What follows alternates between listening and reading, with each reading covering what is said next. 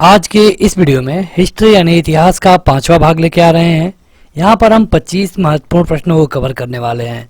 अगर आप चाहते हैं इस वीडियो का पीडीएफ डाउनलोड करना या फिर इसको टेस्ट के रूप में लेना तो आपको ये वाला ऐप डाउनलोड करना होगा, जिसका लिंक इस वीडियो के डिस्क्रिप्शन में और पहले कमेंट बॉक्स में मिल जाएगा। इस वीडियो को लाइक करने के साथ चैनल को जरूर सब्सक्राइब करें, उसके बाद बेल आइकन दबाएं, उसमें ऑल सेलेक्ट करें इसी तरह की बेहतरीन वीडियो सबसे पहले पाने के लिए। तो यहाँ पे 25 क्वेश्चन आएंगे। आपको एक समय पे एक क्वेश्चन दिखेगा, 4 विकल्प। आपको अपना उत्तर कमेंट करके बताना होगा कमेंट बॉक्स में। क्वेश्चन है कि लोधी वंश का संस्थापक कौन था? लोधी वंश का, क्या उसका नाम बहलोल लोधी था, सिकंदर लोधी था, इब्राहिम लोधी था या फिर इनमें से कोई नहीं? आपको हर एक क्वेश्चन के लिए 2 सेकंड मिल रहा है, तो अपना उत्तर कमेंट बॉक्स में जाके कमेंट करते रहिए। देखिए, अगर हम बात करें लोधी वंश का, तो लोधी वंश का जो संस्थापक था इसका नाम था बहलोल लोधी। अगला है कि विश्व का पहला गणतंत्र वैशाली में किसके द्वारा स्थापित किया गया? गुप्त, लिच्छवी, मौर्य या फिर नंद? यह एक वंशज है, तो आपको बताना है कि जो वैशाली में विश्व का पहला गणतंत्र बनाया गया, ये किसके द्वारा बनाया गया? तो ये बनाया गया था लिच्छवियों के द्वारा। अगला है कि महमूद गजनी किस वंश का था? आपके विकल्प है यामिनी, तुगलक, गुलाम या फिर इनमें से कोई नहीं। महमूद गजनवी के बारे में आपने पढ़ा होगा। तो महमूद गजनवी भारत में कई बार आक्रमण किया और उसके आक्रमण करने का बस एक ही एम था, भारत को लूटना। सोमनाथ मंदिर पे जो आक्रमण किया गया था ये भी महमूद गजनवी के द्वारा किया गया। इसे महमूद गजनवी या फिर गजनी कहा जाता है। तो ये था यामिनी वंश का। अगला क्वेश्चन है कि तैमूर लंग ने किस वर्ष भारत पर आक्रमण किया? ये क्वेश्चन बहुत बार पूछा जाता है, बहुत बार, और इसके पूछे जाने के कारण भी हैं क्योंकि उस समय भारत एक अच्छे खासे स्थिति में था, लेकिन तैमूर लंग आक्रमण करके पूरी इसकी दिशा और दशा को बदल दिया। क्योंकि तैमूर लंग का बस एक ही एम था यहाँ पे लूटपाट करना, अधिक से अधिक लोगों की हत्या करना, लूटपाट करना। तो इसके द्वारा हमला किया गया था 1398 में। अगला है कि शून्य की खोज किसने की? विकल्प है भास्कर, आर्यभट्ट, बहारमिहिर और इनमें से कोई नहीं। तो देखिए, शून्य की खोज की गई थी आर्यभट्ट के द्वारा। अगला है कि प्राचीन भारत में निम्न में से कौन सा विद्या अध्ययन का केंद्र नहीं था? आपके ऑप्शन है कौशाम्बी, तक्षशिला, विक्रमशिला या फिर ये सभी। विद्या अध्ययन का केंद्र नहीं था क्योंकि आपको पता है कि विक्रमशिला और तक्षशिला ये दोनों विद्या के लिए, अध्ययन के लिए जाने जाते थे, लेकिन जो कौशाम्बी है ये विद्या अध्ययन का केंद्र नहीं था। अगला है कि गुप्त राजवंश किस लिए प्रसिद्ध था? साम्राज्यवाद के लिए, कला एवं साहित्य स्थापत्य के लिए, राजस्व और भूमि कर के लिए या फिर ये सभी के लिए? तो गुप्त राजवंश की हम बात करें तो ये था कला और स्थापत्य कला के लिए। अगला है कि बाल विवाह की प्रथा कब शुरू की गई? किस टाइम पीरियड में? गुप्ता काल, कुषाण काल, मौर्य काल या फिर इनमें से कोई नहीं? 2 सेकंड होगा आपके पास, तो अपना उत्तर कमेंट करके बताते रहिए। जो लोग अभी तक इस वीडियो को लाइक नहीं किए हैं जरूर लाइक कर दें, कमेंट करके बताते रहिए अपना उत्तर। यह है गुप्ता काल। अगला है कि किस गुप्तकालीन शासक को कविराज कहा जाता है? आपके ऑप्शन है चंद्रगुप्त मौर्य, कनिष्क, समुद्रगुप्त और कुमारगुप्त। आपको बता दें कि इनको भारत का नेपोलियन भी कहा जाता है। अब तो आप बता ही सकते हैं। नेपोलियन वाला क्वेश्चन बहुत बार पूछा गया है और इनका नाम है समुद्रगुप्त। अगला है कि सोने के सबसे अधिक सिक्के किस काल में जारी किए गए थे? क्या गुप्ता काल में, कुषाण काल में, मौर्य काल में या फिर हर्षवर्धन के काल में? तो देखिए, सोने के सबसे ज्यादा सिक्के जारी किए गए थे गुप्ता काल में। बाल विवाह भी गुप्त काल में ही शुरू हुआ था। मुजरिस किस राज्य का प्रमुख बंदरगाह था?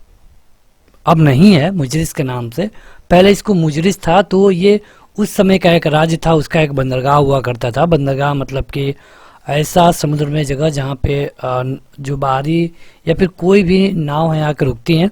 तो ये था चेर राजवंश का। अगला है कि नंद वंश का अंतिम शासक कौन था? देखिए, महापद्म नंद ने तो नंद वंश की स्थापना की थी, लेकिन घनानंद था इसका अंतिम शासक।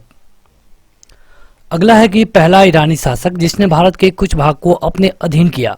आपके विकल्प है साइरस, डेरियस, कोम्बिसियस और जेरिसिस। इनमें से कौन है जो कि भारत के कुछ भाग को अधीन किया और ये ईरान का होना चाहिए? पहला ईरानी शासक कहा गया है, तो इनका नाम है डेरियस। अगला क्वेश्चन है कि त्रिपिटक धर्म ग्रंथ किसका है? क्या ये हिंदू धर्म का है, बौद्ध धर्म का है, सिख का है या फिर जैनों का है? किसका है त्रिपिटक? तो ये है बौद्धों का। अगला क्वेश्चन, किस शासक ने बौद्धों के लिए विख्यात विक्रमशिला विश्वविद्यालय की स्थापना की? किस शासक ने किया? क्या इनका नाम महिपाल था, धर्मपाल था, गोपाल था या फिर देवपाल था? तो इनका नाम था धर्मपाल। अगला है कि महावीर का जन्म किस क्षत्रिय गोत्र में हुआ था? जब आप जैन धर्म के बारे में पढ़ते हैं तो ये आपको बताया जाता है। तो आपके ऑप्शन है शाक्य, लिच्छवी, जात्रिक या फिर सल्लास। सही उत्तर है जात्रिक। देखिए, अगर आप चाहते हैं इस वीडियो का पीडीएफ या फिर इन क्वेश्चनों को टेस्ट के रूप में लेना तो आपको ऐप डाउनलोड करना होगा। ऐप में आप इसका पीडीएफ पा सकते हैं। इसके पहले की जो भी वीडियो अपलोड है उन्हें देख सकते हैं, उनका पीडीएफ डाउनलोड कर पाएंगे और चाहे तो इसे टेस्ट के रूप में भी ले पाएंगे। क्वेश्चन है कि भगवान महावीर का प्रथम शिष्य कौन था? आपके ऑप्शन है जमाली, योशुद्ध, प्रभास या फिर इनमें से कोई नहीं। तो देखिए, ये थे जमाली, ये इनके दामाद थे, मतलब महावीर के दामाद थे और इनका नाम था जामिल। महावीर की माता कौन थी? देवानंदी, त्रिच्छिला, यशोदा या फिर इनमें से कोई नहीं।